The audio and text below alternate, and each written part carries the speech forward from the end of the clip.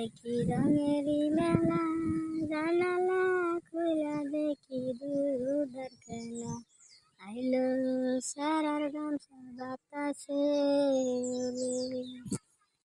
আরে ডাক্তার সাহেব, আপনি হবে আইছেন? আপনি আসছেন কোন সময়? আরে ঘন্টা 2 হয়ে গেছে আমি আসছি। আরে আমাকে একটু পাতলা পায়খানা হয়েছে, তাই বাথরুম করতে গেছিলাম, একটু একটু দেরি হয়ে গেছে।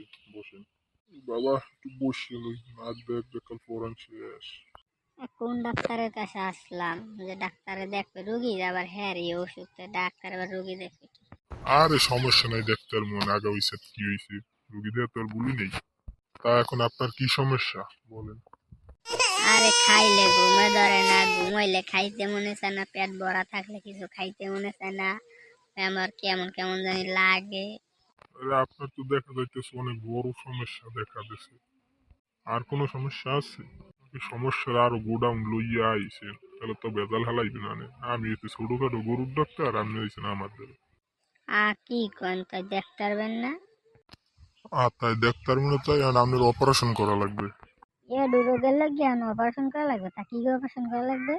আপনি নাড়ি বুড়ি দেহা লাগবে, আমি কাটতে কুটতে আপনার পেট কাটা লাগবে, ই করা লাগবে। তারপর মাথা আরো স্ক্যান করা লাগবে, বহুত কিছু ঝামেলা আছে করা লাগবে। সারা নাচতে রাইতে কইতেছি।